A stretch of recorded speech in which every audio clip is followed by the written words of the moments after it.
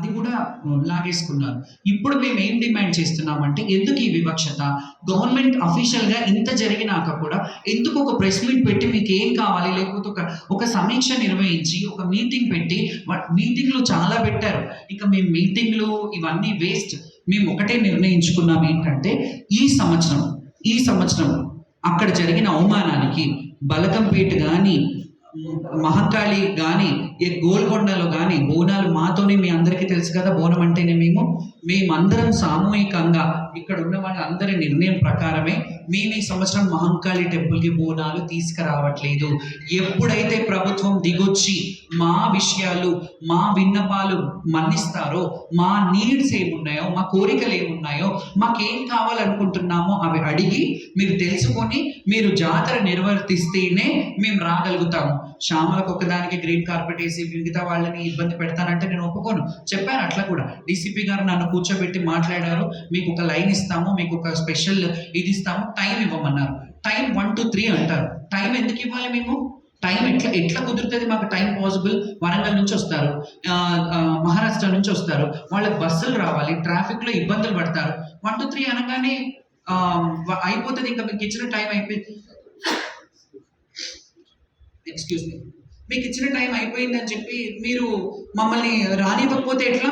మాకు కూడా టైం ఇవ్వండి. టైం ఏంటి టైం? మీరు విఐపీలకి, మంత్రులకి, మినిస్టర్లకి వాళ్ళందరికీ టైం కేటాయించండి. వాళ్ళని పొద్దున్న నుంచి 10:30, 11 లోపు వాళ్ళని వచ్చి మన డేవిఐకి వచ్చిన లైన్లో రమ్మనండి. తర్వాత మాకు టైం ఇచ్చి మాకు వివక్షత చూపించడం ఏంటి?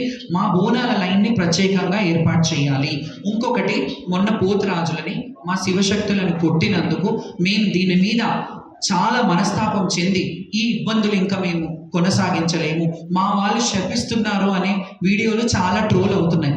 ఎందుకు చేస్తామండి? మాకు మీ మీద ఏమైనా పర్సనల్ గ్రడ్జా? ఇది కాకపోతే ఇంకొకటి అని అనుకుంటాము. వీళ్ళు బాగా చూడకపోతే బాగా చూసే వాళ్ళు ఎప్పుడు వస్తారో మమ్మల్ని తీసుకెళ్లి బోనం చేయిస్తారని వెయిట్ చేస్తాం. మేము ప్రభుత్వం ఇప్పటికైనా దిగొచ్చి మాకు ఒక ప్రత్యేక క్యూ లైన్ ఏర్పాటు చేసి, సీనియర్స్ ఎవరైతే ఉన్నారో, ఇప్పుడు మేము చాలా ఏళ్ళుగా చేస్తున్నాం, అన్ని తెలంగాణలో ఉన్న దేవాలయాలకి ఐడి కార్డ్స్ ఇష్యూ చేయండి. ఆ ఐడి కార్డ్ సీనియర్లు ఉన్న వాళ్ళందరికీ ఇవ్వమని అనట్లేదు. లక్షలాది మంది ఉన్నారు. అలా అంటే ఎవరైతే కల్చర్ రిప్రజెంటేటివ్స్ ఉన్నారో, ఎక్కడ ఎవరిదైతే అవసరం ఉందో వాళ్ళకి ఒక పాస్ ఇష్యూ చేయండి. ఒక గుడికి మేము భద్రాచలంలో మేము రాముల వారి కళ్యాణం చేస్తామని అడగట్లేదండి. మాంకాలమ్మకు, ఎల్లమ్మకి బోనం తీస్తామని అడుగుతున్నాం. మా రైట్ ఇది. మాకు చేయనివ్వండి.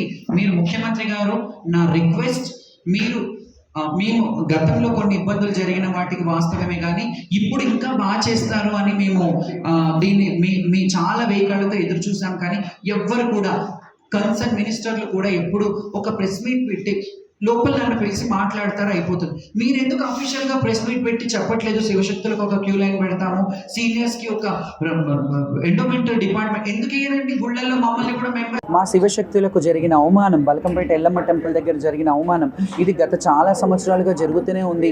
గత ప్రభుత్వాలలో కూడా కొంత ఇబ్బందులు జరిగినా వాళ్ళు సమీక్షించుకొని అట్లీస్ట్ మమ్మల్ని పిలిచి, అప్పట్లో తలసాని శ్రీనివాస్ యాదవ్ గారు మమ్మల్ని పిలిచి మాట్లాడి పాసులు ఇవ్వడం జరిగింది.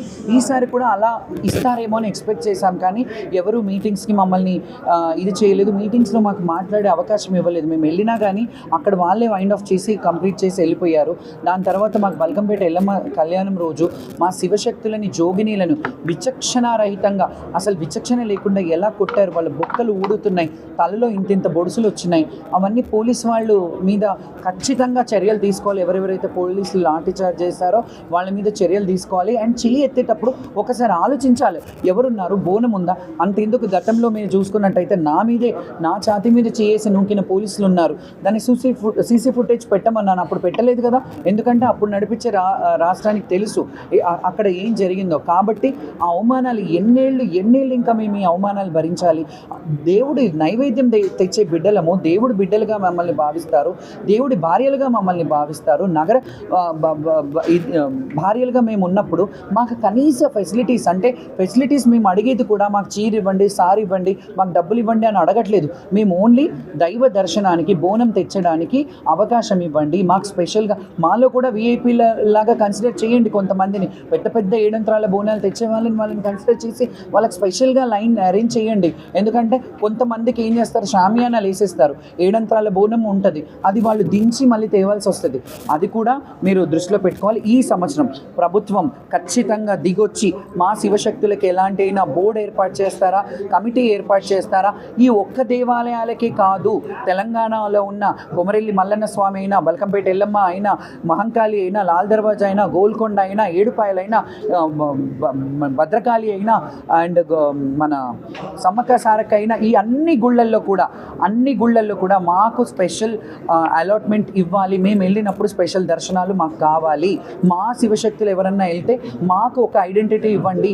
మేము కూడా వాళ్ళకి దగ్గరగా ఉండి మా పిల్లల్ని పంపించి మేము దర్శనం చేయించుకునే వీఐపీలు ఎలాగైతే వీఐపీ లెటర్స్ ఇస్తారో మాకు కూడా అవకాశం ఇవ్వండి మా పిల్లలు దర్శనం చేసుకోవడానికి. ఎందుకంటే మా వాళ్ళు ఉట్టిగా రారు. ఎక్కడికి వెళ్ళినా శివశక్తులు ఒక పట్టు చీర తీసుకొని, తలంబ్రాలు తీసుకొని, పట్టు వస్త్రాలు తీసుకొని, మొక్కులు ముడుపులు తీసుకొని వస్తారు. కాబట్టి మీకు కూడా ఆదాయమే, ఎండోమెంట్కి కూడా ఆదాయమే. కాబట్టి మీరు ఒకసారి ఆలోచించుకోండి. ఇది ఒక్కటి, పోతరాజులని శివశక్తులని కొట్టినందుకు ఈ సంవత్సరం మేమందరం కూడా సామూహికంగా బోనాలు నిర్వహించడంలో మా ఇళ్లలోనే చేసుకుంటాము. మేము గుడికి రాము. ఈ గుడికి రాకపోవడం వల్ల ఏం అరిష్టాలు జరుగుతాయో అవన్నీ మీ ప్రభుత్వమే చూసుకోవాలి. ఎందుకంటే ఖచ్చితంగా అరిష్టం జరుగుతుంది. ఇప్పటి వరకు అలా శివశక్తులు బోనం పెట్టకుండా ఉన్న దాఖలా లేవు.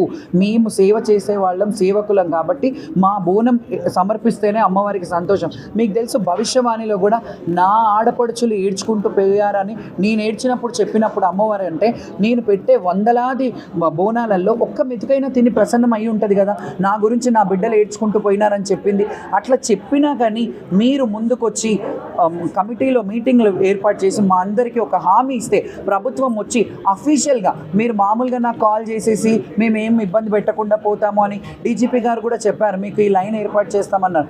అది కాదు, మాకు ప్రభుత్వ పరంగా ప్రకటన ఇవ్వండి. మీరు ప్రెస్ మీట్ పెట్టి మీరు ఏం చేయబోతున్నారో శివశక్తులకి, జోగినీలకి, అది మీరు ప్రెస్గా అఫీషియల్గా ఇస్తే అప్పుడు మేము అందరం కలిసి బోనాలు చేస్తాం. ఈ పండగని అంగరంగ వైభవంగా మా సొంత ఖర్చులతోని బ్రహ్మాండంగా ఆకాశమంత పందిరి భూదేవంత పీటల్లాగా మేము చాలా ఘనంగా మా శివశక్తులు అందరం, మీరు ఎప్పుడు పిలిచినా, మీ గవర్నమెంట్ మా శివశక్తులు ఎప్పుడు కావాలన్నా అక్కడికి వందలు వేల బోనాలతో మేము వస్తాం మీ దగ్గరికి. అండ్ మా రిక్వెస్ట్ అండ్ మా డిమాండ్, సీఎం గారు ఖచ్చితంగా దీని మీద దృష్టి పెట్టి ఒక జోగిని, ఒక ఆడబిడ్డని, ఒక తెలంగాణ జోగిని మీ ముందు భిక్ష వేడుకుంటున్నాను. భిక్షాటనం చేసుకుంటూ రోడ్డు మీద బతికే పరిస్థితి తేకండి. మేము బోనాలు ఎత్తుకునే ఒక ఉపాధి మా ఉపాధి మీద పొట్ట కొట్టకండి, మాకు అది చేసుకొని ఇవ్వండి అని దయచేసి రిక్వెస్ట్ చేస్తున్నాను. Thank you so much.